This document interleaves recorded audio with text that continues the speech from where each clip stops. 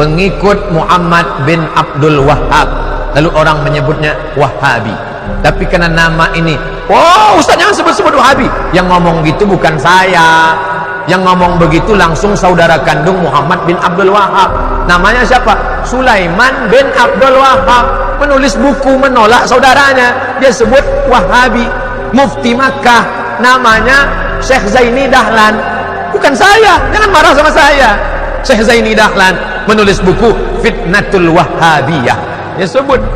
Tapi karena nama ini sudah terjelek, jelek, maka dirubah casing, signalnya sama, disebut dengan Salafi. Nah, jadi kalau mengaku-ngaku salaf, bertindaklah dengan akhlak salaf, menghormati orang salaf. Kalau ada yang tak cocok, ya dialog, jangan hujat menghujat, menghormati orang. Gerakan Wahabiyah itu sudah muncul dari abad kedua Hijriah, adanya di Maroko.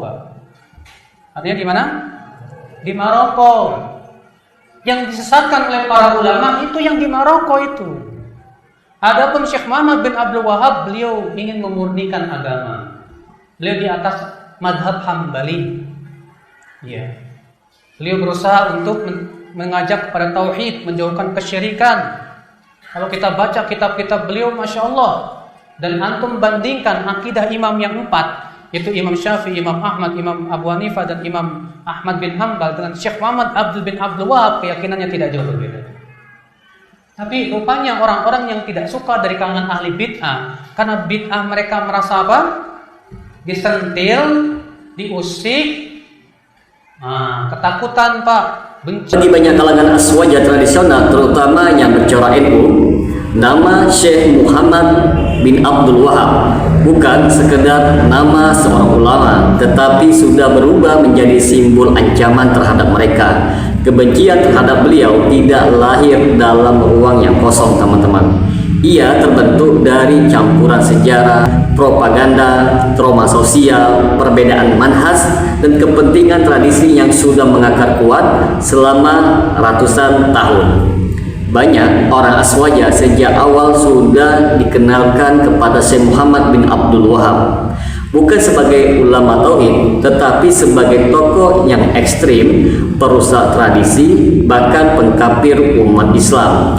Di pesantren-pesantren tradisional, nama beliau sering disebut dengan label Wahabi, dan istilah ini sendiri sudah sejak lama dipelintir menjadi makna yang negatif seperti keras, kaku, radikal, anti budaya, anti ulama, dan anti tasawuf. Maka wajar jika sejak awal emosinya sudah terbentuk, bukan ingin memahami tetapi ingin menolaknya.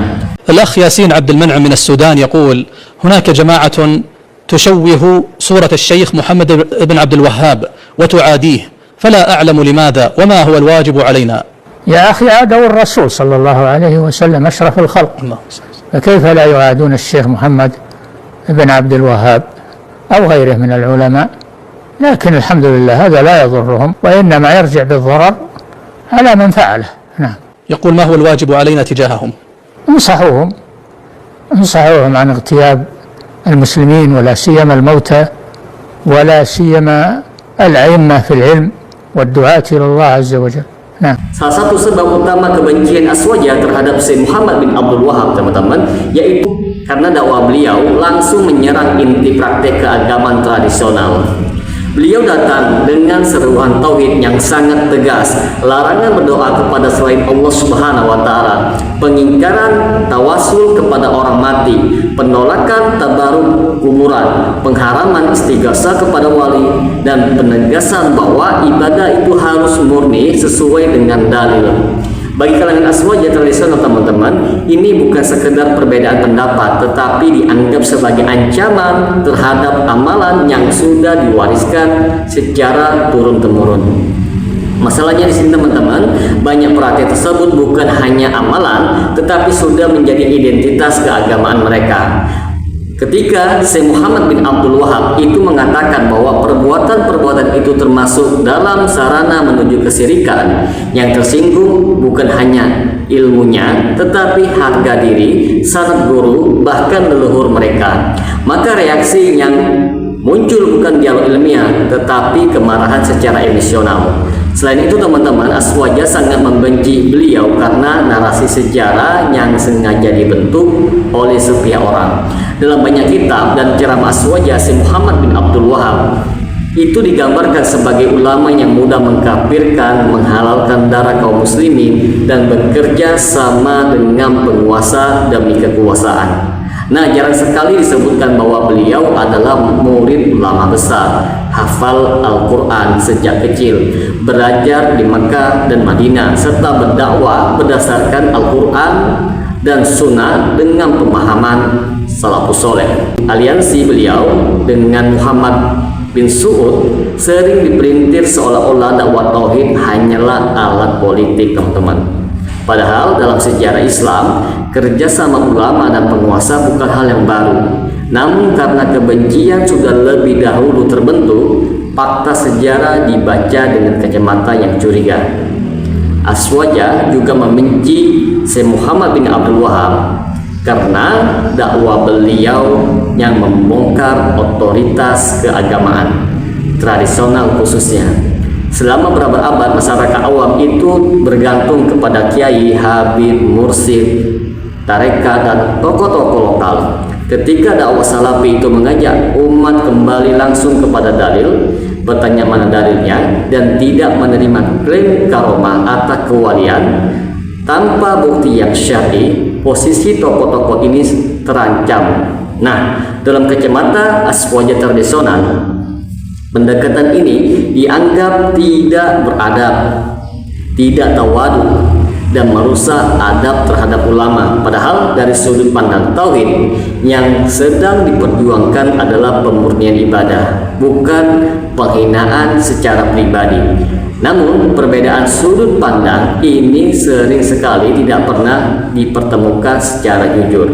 Faktor lain yang memperkuat kebencian adalah isu tasawuf. Aswaja itu identik dengan tasawufnya, tarekat, dan praktek spiritual tertentu. Sementara Syekh Muhammad bin Abdul Wahab itu sangat keras terhadap tasawuf yang menyimpang seperti hulul, ittihad, wadatul wujud, dan kultus wali, dan klaim kasab yang bertentangan dengan syariat.